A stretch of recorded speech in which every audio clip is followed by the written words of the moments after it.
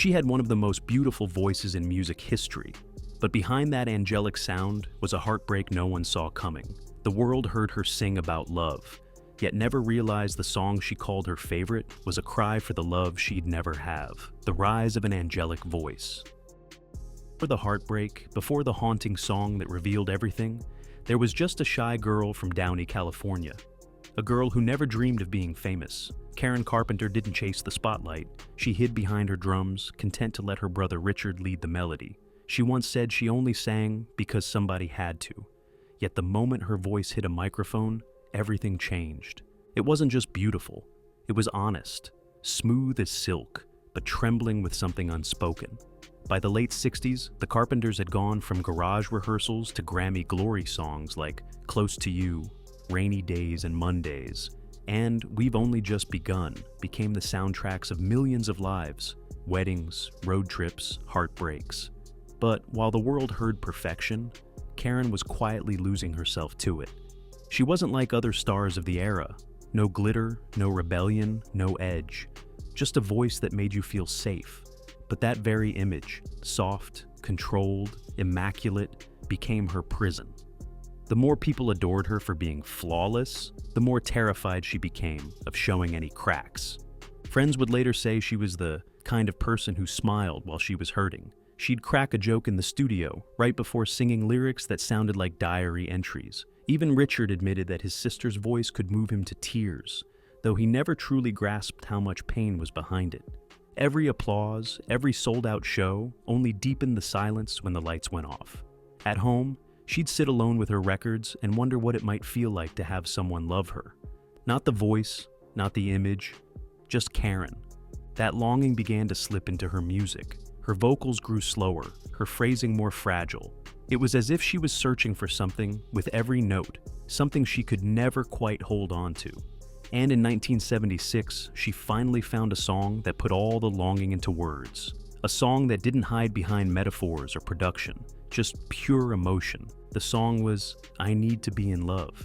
And it would become the most personal confession Karen Carpenter ever made, a song that spoke the truth. By 1976, the Carpenters were everywhere, smiling from magazine covers, headlining TV specials, performing for presidents. To the world, they looked untouchable. Yet inside, Karen Carpenter was quietly suffocating beneath her own perfection. Fame had given her everything she was told to want: money, admiration, endless applause. But it hadn't given her the one thing she actually longed for: to be truly loved. Then came a song that would pierce the glossy surface. Written by her brother Richard, lyricist John Bettis, and songwriter Albert Hammond, I Need to Be in Love arrived at a moment when Karen's life felt most fragile. The words didn't just fit her, they were her. The hardest thing I've ever done is keep believing that there's someone in this crazy world for me. When Karen first read those lines, she reportedly went quiet. Bettis later recalled that she said, "That's me. That's exactly how I feel." And when she stepped into the studio to record it, her voice carried something raw, something almost trembling. You can hear it even now, that fragile note between hope and heartbreak. Unlike the Carpenters' usual songs about sunshine and new beginnings, this one was confessional. It wasn't about fairy tale romance. It was about the fear that maybe she'd never find it. In an era when female pop stars were expected to smile through pain, Karen did something braver. She told the truth, hidden inside melody. When the record was released, it didn't top the charts like Close to You, but to Karen, that didn't matter. This song wasn't written for the radio, it was written for her. She would later call it her favorite Carpenters track, saying it expressed everything I feel about love. Behind that soft arrangement and delicate phrasing was a confession only she understood. The perfection the world saw was cracking, and through that crack, her real voice finally slipped out. What she didn't know was that in a few short years, life would imitate those lyrics in the cruelest way, because the love she'd been waiting for was coming, but it wouldn't save her. The dream she couldn't hold. Not long after I Need to Be in Love, Karen started to believe her own lyrics might finally come true. For years, she'd sung about waiting for someone in this crazy world, and in 1980, she thought she'd found him. His name was Tom Burris, a polished real estate developer with movie star confidence. To Karen, he seemed different, grounded, charming, safe. After years of empty hotel rooms and industry handshakes, Tom felt like a real home.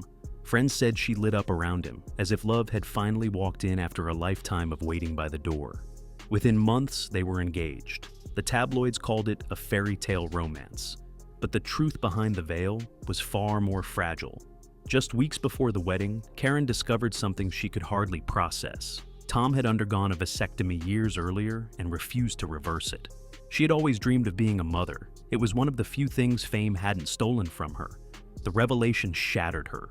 But by then, everything was set. The invitations, the guests, the cameras. Maybe she thought love could fix it. Maybe she was just too afraid to call it off. On August 31st, 1980, she walked down the aisle in a stunning white gown, smiling for the photographers, even as her heart was splintering. Behind closed doors, the marriage unraveled almost instantly. Tom's temper, distance, and indifference left her feeling small, unwanted. Friends said Karen's letters and phone calls from that time sounded desperate, as though she was clinging to something that was already gone. The woman who had given the world its most tender love songs was now begging for love that refused to stay. In her journals, she confessed feeling empty. The same haunting word echoed through her music, the quiet between verses, the ache inside her perfect phrasing. By the end of that year, her marriage was over in all but name. And when she sang, "I know I ask for the perfection of a quite imperfect world," it was no longer just a lyric. It was a prophecy. The dream she had chased her entire life had finally arrived, only to vanish in her hands. And from that point on, Karen Carpenter would never be the same. The mask of perfection. To the public, Karen Carpenter was still the picture of grace, poised, radiant, the gentle voice of America's love songs. But behind the flawless makeup and soft-spoken interviews, she was falling apart. The woman who once sang about endless tomorrows was now struggling to make it through the day. Her marriage to Tom Burris had quietly disintegrated, leaving behind emotional scars no one could see. Karen had poured her heart into saving it. Phone calls, letters, desperate attempts to reconnect. But Tom drifted further away. Friends later said she felt humiliated, discarded. The heartbreak didn't just bruise her spirit, it began to consume her body. Karen had always been a perfectionist. In her music, her image, her weight. The spotlight only magnified it. Every photo shoot, every TV appearance became a silent competition against herself. And when she couldn't control love, she tried to control everything else, especially her body. At first, people just noticed she looked thinner, then fragile, then frighteningly delicate. She brushed off the concern with humor, calling it just dieting. But those closest to her knew something darker was happening. Anorexia nervosa wasn't yet a familiar word to most of America, but Karen was living it. Her brother Richard was battling his own demons at the time, a prescription dependency that sent him into rehab in 1979. Without him by her side, Karen tried to go solo, literally and emotionally. In 1979, she recorded a solo album with legendary producer Phil Ramone. It was bolder, groovier, filled with songs about independence and heartbreak. A version of Karen the world had never heard. But when she played it for Richard and the label, the reaction crushed her. They hated it. Too different, too modern, too un-Carpenter. The album was shelved. Months of work, thousands of takes, all locked away in a vault. It broke her confidence completely. Still, she smiled. She went on talk shows, telling reporters she was doing great. She told her parents she'd found peace. But those who saw her in person said, her clothes hung loose, her eyes looked distant. It was as if the warmth in her voice had drifted away from her body. By 1982, she was in treatment, trying to heal, and for a moment, it looked like she might. But when she returned home to California the following February, her fight was nearly over. The world thought she was recovering. In truth, Karen Carpenter was fading. The song that revealed it all. After years of smiling through pain, Karen Carpenter's truth was already written, hidden in plain sight inside the song she loved most. I Need to Be in Love wasn't just another Carpenter's ballad. It was her diary, sung softly enough for the world to miss its meaning.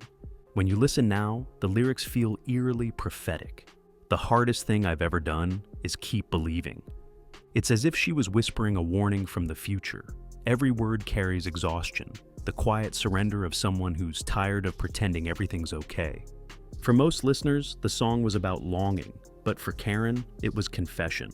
In those 3 minutes, she admitted everything she'd never said out loud.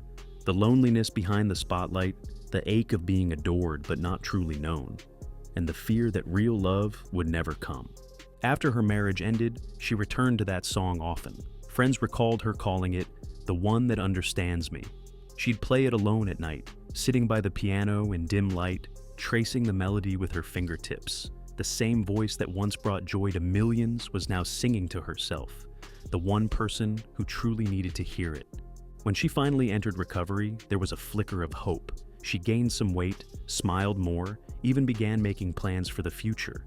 To the outside world, she seemed to be getting better, but her heart, both literally and emotionally, had been through too much. On February 4th, 1983, Karen Carpenter collapsed at her parents' home. She was 32.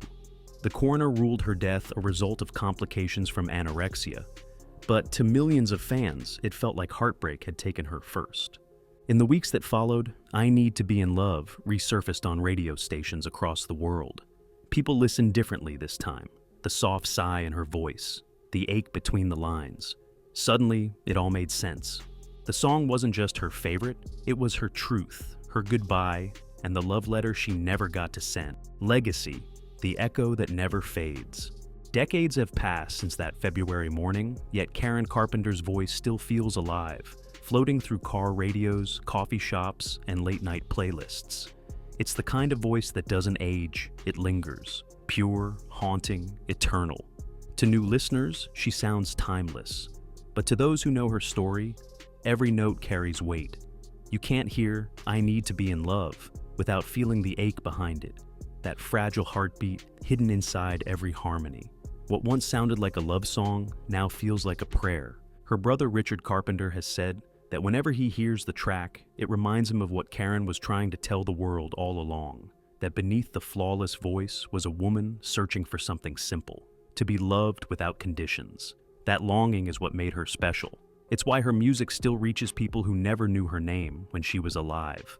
Over the years, artists from Sheryl Crow to K.D. Lang has spoken about Karen's influence, not just her tone, but her honesty. Modern singers still study her phrasing, her control, her ability to make heartbreak sound beautiful. She turned vulnerability into an art form.